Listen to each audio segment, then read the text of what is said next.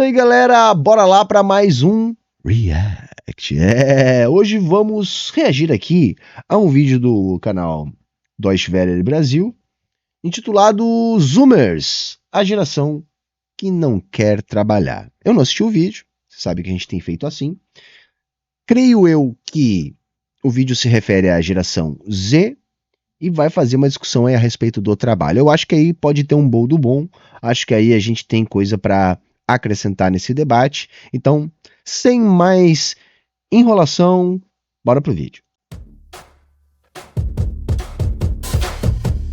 A juventude da Europa não quer trabalhar tanto, está exigente, em parte porque não associa dignidade a uma vida dedicada a um único ofício. A do Brasil vai pelo mesmo caminho, algumas vezes por escolha, muitas outras pela falta dela. Existe um grupo, sim, que é mais vulnerável, né, de estar na condição de não estudar, né, nem estar ocupado. Então você tem um acúmulo de estigmas aí, né?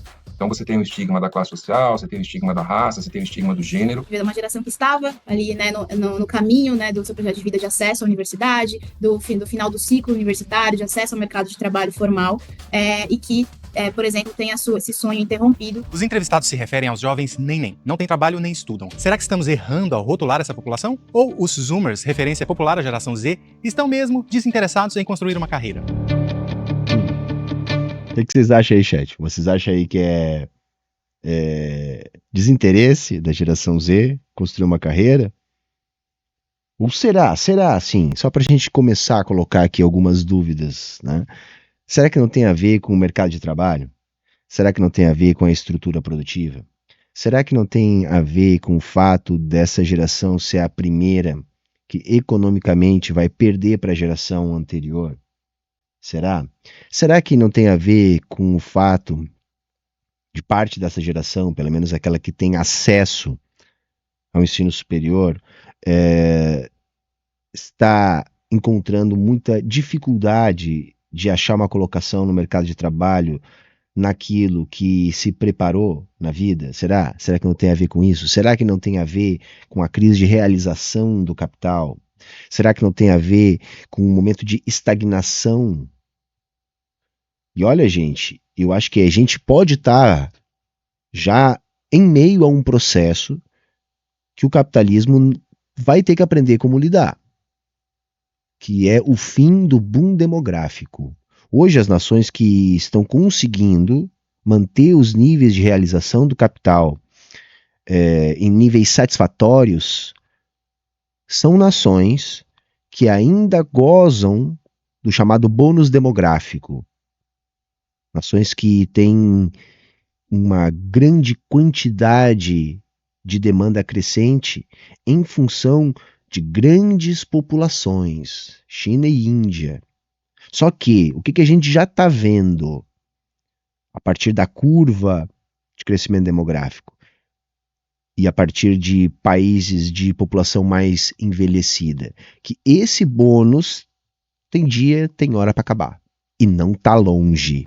Não está longe. Como é que o capitalismo vai lidar com isso, sendo que sempre, em 100% das vezes, as crises capitalistas são crises de realização? Trocando em miúdos, falta vender mais, falta realizar capital, falta trocar mercadorias, falta fazer com que a produção de mercadorias seja concretizada na venda dessas mercadorias. Como? Com uma população que tende a primeiro parar de crescer e depois a diminuir.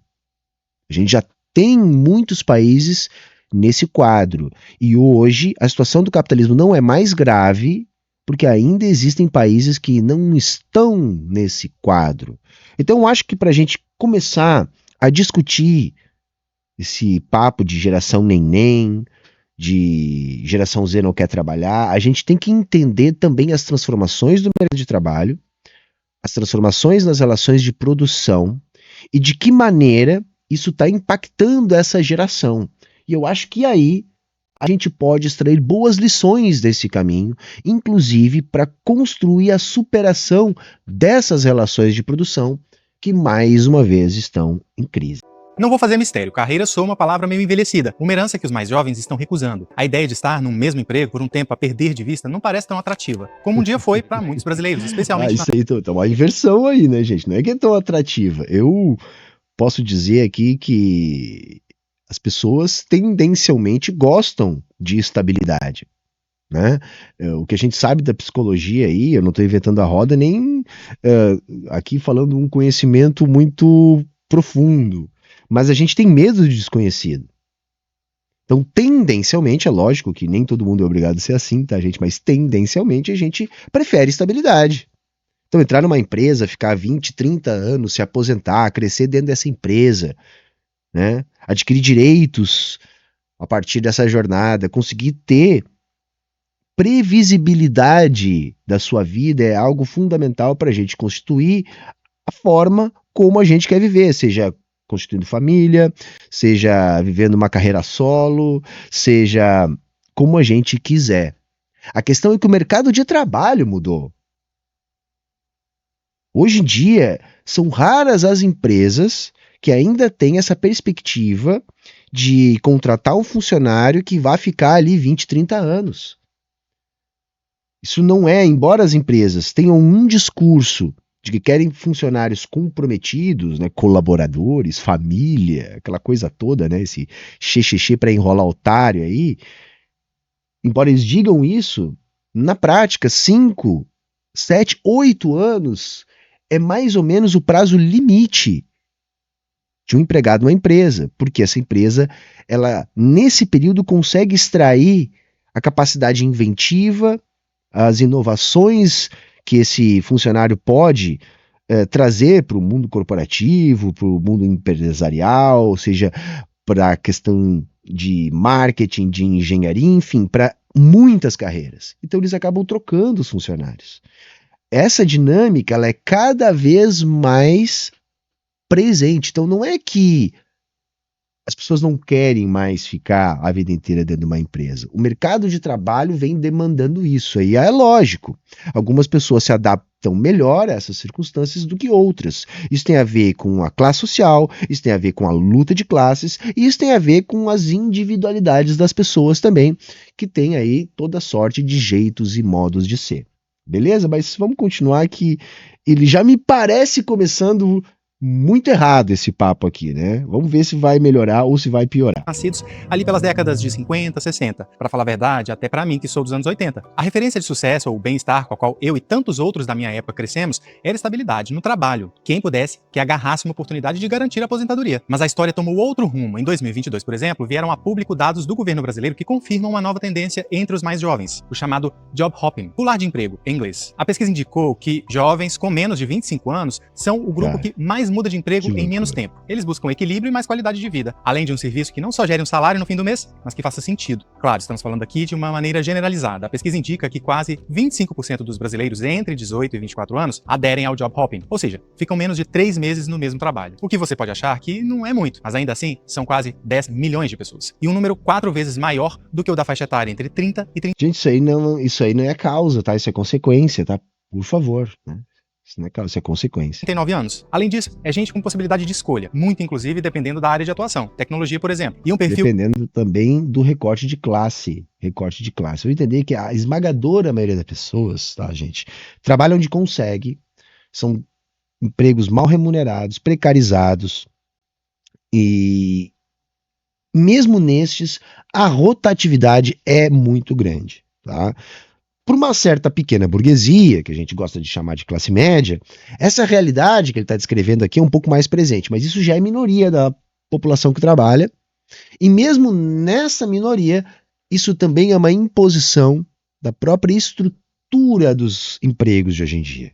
E isso, gente, tende a se agravar nos próximos anos. O que não necessariamente fica desamparado se não tiver uma renda mensal. Ou seja, se nem tiver a fim de trabalhar. Você e eu sabemos, essa não é a realidade para a maior parte dos brasileiros. Menos ainda para tantos da geração conhecida como nem-nem. Nem-nem. Antes de avançar nessa discussão, vou dar um panorama rápido do cenário europeu, sem o objetivo direto de comparar. É porque aqui o comportamento da juventude nascida entre os anos 90 e 2000 é meio parecido, embora em circunstâncias e condições muito diferentes. Vamos lá, primeiro os números. Enquanto no Brasil, mais ou menos 1 em cada 5 jovens está sem trabalhar e estudar ao mesmo tempo, na União Europeia é metade disso. Em porcentagem, seria uma média de 11,2% de pessoas com idade entre 15 e 29 anos desempregadas e 120... Isso é produto da menor desigualdade social, tá, gente? Né? Então, esse dado brasileiro aqui é um dado muito alarmante. Porra, quase 1/4, né, dos jovens numa situação de não conseguir se colocar no mercado, né? Enquanto que nos países ditos desenvolvidos, é óbvio que esse número vai ser bastante menor, mas o que eu quero chamar a atenção é, se mais de 10% dos jovens da União Europeia também estão nessas circunstâncias, isso a gente pode entender como um dado que denota a crise estrutural do capitalismo. Porque se na centralidade do capitalismo, para onde convergem, né, os valores produzidos nos capitais menos desenvolvidos do mundo inteiro, essa situação é grave neste ponto, isso mostra pra gente, por exemplo, também a falência do neoliberalismo e uma das explicações para a ascensão da extrema-direita como algo que se contrapõe a essa ideia do mainstream neoliberal que vem, enfim, desde os anos 80, desmontando o estado de bem-estar social da Europa. Com uma formação profissional. Levando em conta só a Alemanha, esse número é até um pouco menor, 9%, o que a Comissão Europeia diz que é a meta para todos os Estados-membros até 2030. Mas não é sobre isso que esse vídeo vai falar. É só mesmo para você ter na cabeça que os nenéns são um fenômeno praticamente global e que trabalhar nos moldes antigos não é o que a juventude mais quer na vida. Eu acho massa. Agora vamos focar no caso brasileiro. Quando falamos em não querer trabalhar, isso pode ser interpretado como coisa de preguiçoso, mas não é não. Tem os casos sim em que não querer é uma questão pessoal, temporária ou não, de alguém com uma rede de apoio boa, que não precisa viver da própria renda. Só que a maioria dos neném do Brasil estão numa situação de vulnerabilidade, sob intensa pressão social. Eles são fruto de desigualdades históricas, não de escolhas individuais, como afirma a Denise Freire, analista de indicadores sociais do IBGE. Existe um grupo, sim, que é mais vulnerável, né, de estar na condição de não estudar, né, nem estar ocupado, e que é justamente das mulheres, principalmente as mulheres pretas ou pardas. Olha aí. Esta reportagem publicada na página... Importante isso, porque vejam, isso afeta toda a classe trabalhadora, né? E dentro dessa massa afetada da classe trabalhadora ainda há esses recortes, né? Onde isso se torna mais grave, né? Mulheres, em especial, mulheres pretas. É bom também a gente sublinhar isso. Da DW Brasil confirma a fala da entrevistada com dados. De acordo com o texto baseado em informações do próprio IBGE, 61,2% dos neném brasileiros são pobres e 63,4% mulheres, quase metade pretas ou pardas. O que torna no cenário brasileiro esse um debate também racial na avaliação do Rui Braga, professor do Departamento de Sociologia da USP. Com certeza é um debate racial, gente, porque isso aí é herança do nosso processo histórico, né? Assim, a gente tem que entender isso porque não é mimimi, sabe? Quando a gente fala em reparações históricas, não é mimimi, é um dado real, é um dado concreto que produz esses dados, né? Esses números que a gente acabou aí de observar. Então você tem um acúmulo de estigmas aí, né? Então você tem o estigma da classe social, você tem o estigma da raça, você tem o estigma do gênero, e me parece que é por isso que esse setor, né, tão importante em termos quantitativos, né? No caso brasileiro, hoje, pelos dados do censo, são em torno de 11 milhões de jovens, né, que não estudam nem trabalham. Esse grupo ele é bastante estigmatizado por isso. Considerando a predominância de mulheres, os especialistas chamaram a atenção para um detalhe que escancara uma injustiça. Elas são mais escolarizadas que os homens no Brasil, o que deveria fazer com que fosse mais fácil arranjar um trabalho. O problema é a desigualdade, o acúmulo de funções domésticas e familiares que nem sempre são socialmente vistas como trabalho. Cuidar de um filho ou de um parente próximo. E isso sufoca só... Isso aí mostra várias coisas, né? No caso dos negros, tem a própria estrutura racializada, né, construída historicamente em função da escravização, né? Isso vai produzir um preconceito, isso vai produzir uma herança material que dificulta a existência material das atuais gerações, que é aquela coisa que a gente diz, nenhum branco que está vivo hoje, né, em tese, escravizou pessoas pretas, mas todo branco que está vivo hoje se beneficia do processo histórico onde brancos escravizaram pessoas pretas. E a mesma coisa é inversamente proporcional quando a gente fala em pessoas pretas. Nenhuma pessoa preta de hoje, em tese, foi escravizada por causa da sua cor. Entretanto, toda pessoa preta de hoje sofre, né, prejuízos em função da construção histórica da racialização das pessoas de pele preta. Tá? Então, isso é um dado da materialidade. No caso das mulheres, a gente tem, primeiro, uma construção social histórica onde a privatização da mulher foi determinante para estabelecimento da sociedade de classes e privatização da família.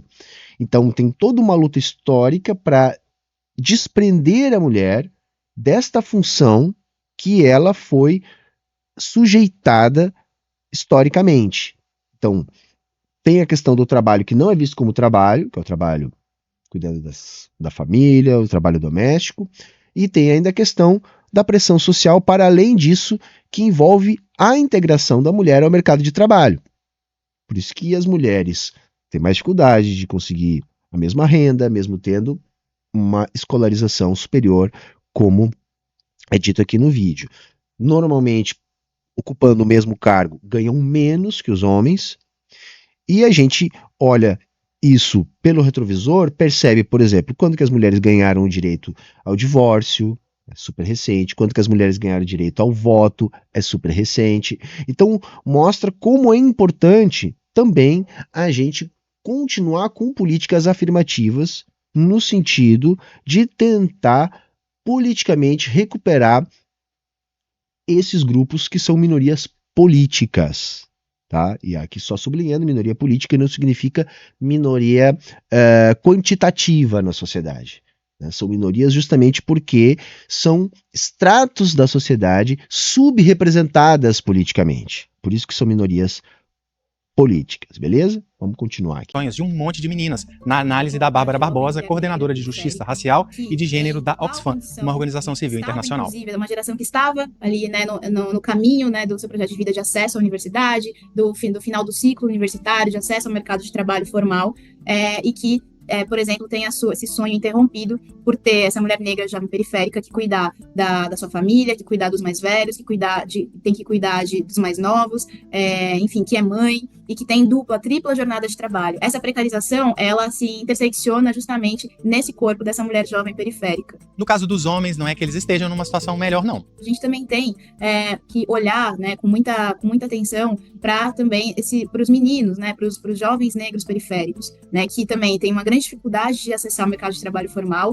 e tem encontrado, infelizmente, no trabalho mais precário e mais perigoso a sua existência, que é esse trabalho de motocicleta, de bicicleta, em que ele não tem garantia nenhuma, né, de segurança, de direitos. Se bem que segurança a juventude não tem mesmo em funções com garantias legais. Os jovens, por exemplo, costumam ser demitidos primeiro em circunstâncias de crise econômica. As empresas preferem demitir de imediato os jovens, porque os custos são menores, porque os custos são menores, tem menos tempo de empresa, né?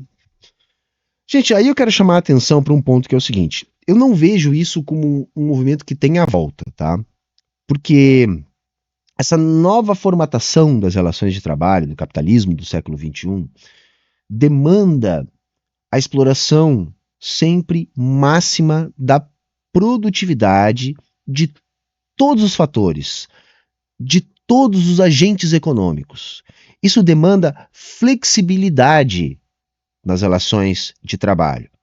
Para quê? Para atender necessidades de reprodução do capital. Ou seja, as empresas, para continuar crescendo no ritmo que o capital demanda, elas precisam ser extremamente eficientes e produtivas. Isso significa pauperizar as relações de trabalho, para que se possa ter a máxima exploração possível do mais valor produzido pela força de trabalho. Tá? Então, é um movimento sem volta. Sem volta. E nesse movimento a gente tem várias coisas se formando. Primeiro, o fim da aposentadoria. Em nenhum lugar do mundo a previdência social é sustentável. Em nenhum lugar. Todos os países precisam emitir a sua própria moeda e aumentar as suas dívidas para custear a previdência. Isso tende a piorar nos próximos anos com o dado do envelhecimento da população que a gente estava falando aqui no início do vídeo. Isso é um problema sem solução. E qual a solução, então? A solução é não ter solução, é extinguir a aposentadoria. Isso vai vir aos poucos, isso vai vir aumentando a idade mínima e, em paralelo com a pejotização, com a informalidade do trabalho, tudo rumando para que nós não tenhamos mais como nos aposentar. Isso é muito bom para a classe dominante, porque quem vive de aposentadoria, depois que já está velho, é o pobre, é a classe média. Tá? Quem está na ponta de cima da pirâmide social não precisa de aposentadoria. Vai viver, depois de velho, da mesma maneira que vivia enquanto jovem, dos seus ativos, da reprodução do seu capital. Então, o projeto de acabar com a aposentadoria é um projeto para os pobres, para a classe trabalhadora, feito pela classe dominante, que não precisa de aposentadoria. Uma outra coisa que deve vir para ficar é a renda básica universal. Por quê? Porque a massa de trabalhadores desempregados tende a crescer e aquela situação de servir como reserva de trabalho, né? Exército Industrial de Reserva, ela não vai mais precisar que essas pessoas não tenham renda nenhuma. Por quê? Porque isso já está impactando na realização do capital. É necessário que exista uma massa gigantesca de trabalhadores mal remunerados, mas que tenham alguma remuneração para realizar o capital do burguês no montante necessário para a manutenção da expansão do capitalismo. Então são coisas que devem vir para ficar. Uma delas é o fim da aposentadoria, outra delas é a renda básica universal. Só que essa renda básica universal, ela não é e nem jamais será algo que possa garantir um mínimo de dignidade. É simplesmente para a pessoa não morrer de fome e continuar procurando um trabalho um pouco melhor. Entendem que isso não é algo que pode diminuir a desigualdade social. É apenas para atender a dinâmica de reprodução do capital. Então essa é a tendência do capitalismo. Como outras tendências, nós podemos apontar o aumento da desigualdade, as guerras, a continuação da superconcentração dos capitais, com grupos cada vez mais bilionários e influente politicamente, se colocando cada vez mais acima dos estados, formando um bloco superior àquilo imposto pela estrutura estatal, enquanto algo necessário para garantir um mínimo de concorrência entre os capitalistas. Essa concorrência ela vai estar cada vez menor devido à oligopolização. Então nós vamos ter blocos, guerras, desigualdade, problemas sociais, é isso que a gente tem pela frente. Entretanto, paralelo a isso, nós também teremos a resistência e a organização dos trabalhadores em meio a essas contradições, porque essas contradições são, por si, as contradições que produzem aquilo que é necessário para a superação dessas relações de produção que criam essas contradições. Os trabalhistas são menores e as empresas não querem ter o ônus de ficar investindo em formação dos trabalhadores, elas preferem manter os trabalhadores mais experientes, né? Então isso aí tem um impacto, ou seja, as decisões que são tomadas, né, elas incidem mais sobre os jovens, né? Os especialistas ouvidos pela nossa reportagem citaram também uma ausência de oportunidades de modo geral para os mais novos. Mas, Por que será? Especialmente para aqueles com menos qualificação profissional e experiência. É questão da necessidade das empresas, né, abrirem oportunidades para aqueles jovens que querem ingressar no mercado de trabalho. Né? Um ponto aí é o seguinte, é correto isso, sim. Entre os desempregados, os mais atingidos são os mais jovens. Entre os mais jovens, os mais atingidos são os menos qualificados. Mas eu quero colocar um pouco de luz nesse debate, que é o seguinte. A questão da qualificação, ela tem que estar em acordo com a estrutura produtiva. Veja, nós produzimos uma um incremento na nossa mão de obra qualificada, ou seja, jovens com ensino superior, que mesmo assim não conseguem espaço no mercado de trabalho. Por quê? Porque a nossa estrutura produtiva, ela está muito aquém daquilo que é produzido pelo nosso mercado de trabalho qualificado. Aí o que acontece? Existem alguns nichos na nossa estrutura produtiva que demandam profissionais específicos que não são encontrados facilmente no mercado de trabalho. Porque há uma desconexão entre aquilo que o jovem está estudando, se qualificando, com aquilo que a nossa estrutura produtiva é capaz de oferecer em termos de vagas no mercado de trabalho. Então a gente tem um engenheiro que vira Uber e um engenheiro que vai embora do país. Enquanto que as melhores vagas no nosso mercado de trabalho têm dificuldade de serem preenchidas por falta de profissionais especializados. Então, o que a gente tem historicamente no capitalismo como bons exemplos, como boas experiências? Quando há um projeto nacional onde você está desenvolvendo setores da sua economia e, ao mesmo tempo, preparando profissionais para esses setores que você está fomentando. Como no Brasil não há uma política industrial de longo prazo, não há um projeto de nação, há apenas voluntarismo e investimentos assim confusos, cheios de idas e vindas em educação, a gente tem essa desconexão no nosso mercado. Mas o ponto central é, as vagas de melhor qualidade são extremamente restritas e não dão conta de absorver mesmo os jovens mais qualificados.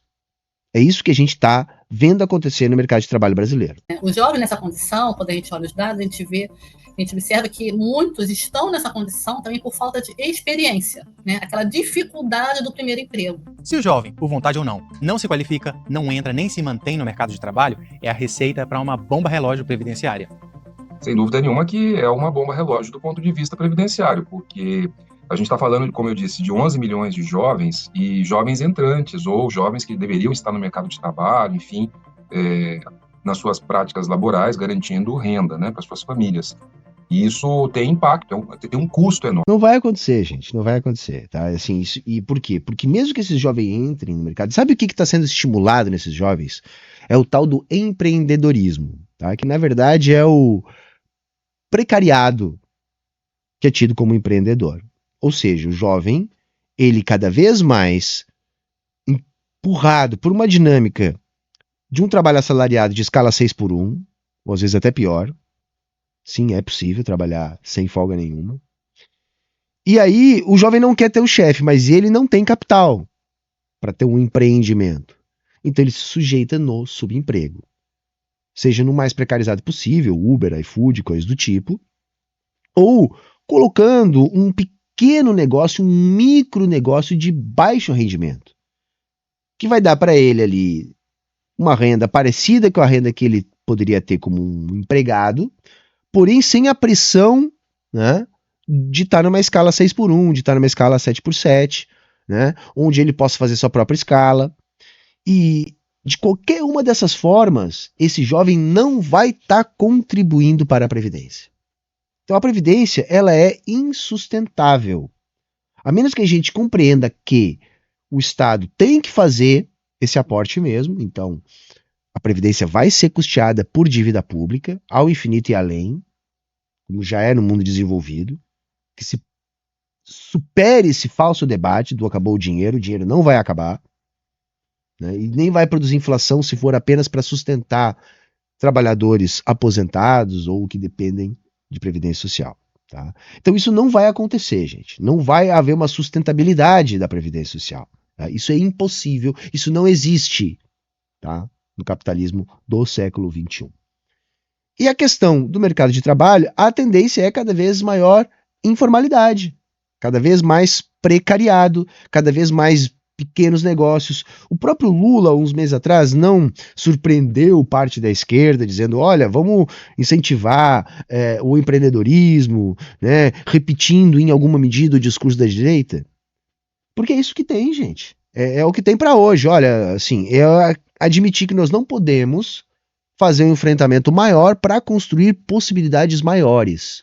Então a solução é isso, é pejotização, é o bolo no pote, é o malabarismo para inventar alguma coisa sem capital inicial, ou seja, é o empreendedor sem empreendimento.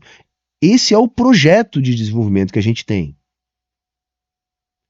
E que não tem alternativa a menos que a gente faça um enfrentamento dessa realidade. Se você tem menos gente apta a trabalhar entrando no mercado de trabalho, isso significa que o sistema como um todo, ele tende a se fragilizar. Já deu para perceber, não é? Estamos discutindo e descrevendo uma geração heterogênea demais. Tem os que não querem trabalhar, os que não conseguem, os que conseguem por um tempo, os que não conseguiram se preparar, e por aí vai. No caso... Não, cara, não. O que você está descrevendo aí, tentando modificar um pouco as respostas pra gente, é a degradação, né, a destruição do mercado de trabalho como a gente tinha no século XX.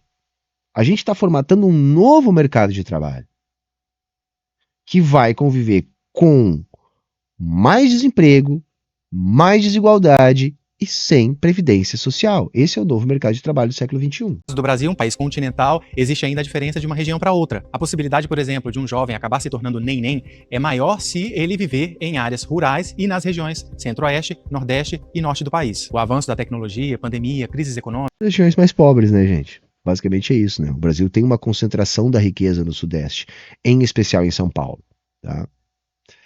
Só que aí também tem uma coisa, não adianta todo mundo ficar sempre pensando em dar um jeito de ir para São Paulo, porque lá também está saturada a coisa.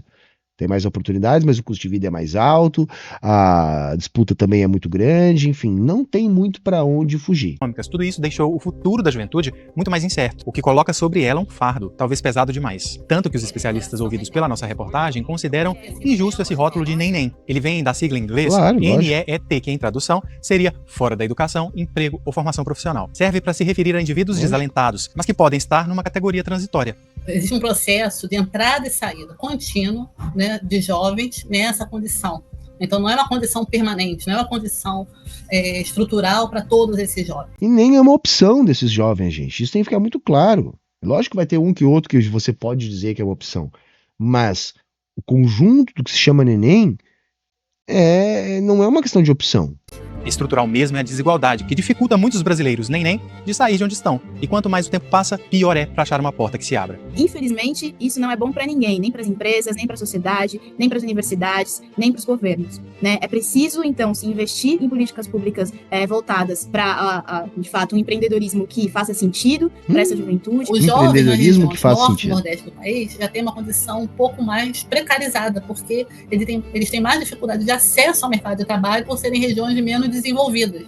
Então a gente precisa... Não, o que a gente precisa é superar essas relações de produção. O que a gente precisa é um projeto revolucionário nacional, que a gente possa utilizar todas as nossas potencialidades para que todo mundo possa trabalhar.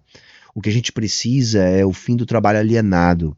O que a gente precisa é dar sentido para o nosso trabalho enquanto aquilo que nos faz humanos, e não apenas para acumular poder político em alguns polos de concentração de capital. É isso que a gente precisa. Precisa colocar também a questão regional nessa discussão para que esse cenário melhore a média. A gente precisa de política industrial, a gente precisa de um projeto de nação, a gente precisa concatenar o desenvolvimento das nossas forças produtivas com a educação dos nossos jovens. Prazo e longo prazo. Não existem soluções fáceis, e isso tudo precisa ser muito debatido, muito pactuado, muito, digamos assim... Não, pactuado não, camarada. Não existe pacto aí. É nós contra eles, tá? É capital versus trabalho. Tá? Enquanto a gente continuar insistindo no não enfrentamento, nós vamos continuar negando o problema, nós vamos continuar agravando o problema e vamos continuar destruindo as condições da gente viver nesse planeta. Conversado, né, com os diferentes atores, os sindicatos, o governo, as empresas, então a gente precisa de políticas públicas que apostem nesses eixos, né? Mas como fazer políticas públicas sem tomar o poder público da classe que está construindo essa realidade? O segredo está em nós, enquanto classe, tomarmos o Estado para que aí sim a gente possa falar em políticas públicas. Investimento massivo em educação, em tempo integral, em escola, em ensino vocacional, em políticas que apostam na igualdade de gênero, na igualdade racial e que distribuam renda e permitam e estimulem. Tudo bem, mas como fazer isso sem solucionar o problema político, gente? Enquanto a galera negar a luta de classes, nós vamos continuar no mesmo lugar. Nós temos que parar de negar a luta de classes que acontece todos os dias na nossa frente o tempo todo. Beleza? Então tá. Chegamos ao final aqui, tá? Chegamos ao final aqui e foi mais liberal do que eu esperava. E eu já esperava um viés liberal para essa discussão. Mas acho que a gente conseguiu aqui sim fazer uma discussão legal, porque é uma discussão muito importante. Eu sei que você que está aqui assistindo certamente se preocupa com o seu futuro. Você aí do outro lado também pensa na sua aposentadoria, também pensa na sua fonte de renda, em como se manter e no meio de tudo isso ainda, como viver, né? Como ter uma vida, né? Como conseguir desopilar, relaxar, se divertir no meio daquilo que a gente tem que fazer para se virar, continuar se mantendo. Beleza? Chegou aqui até o final? Deixa o teu like, é muito importante, comenta aqui embaixo, confere se está inscrito, tem muita gente reclamando aí que ativa a notificação, se inscreve, mesmo assim o YouTube não notifica, então aqui no comentário fixado tem lá o nosso canal no Telegram, entra lá, sempre você vai ser notificado quando eu estiver aqui ao vivo. Beleza, gente? Era isso hoje, tchau, tchau e até a próxima.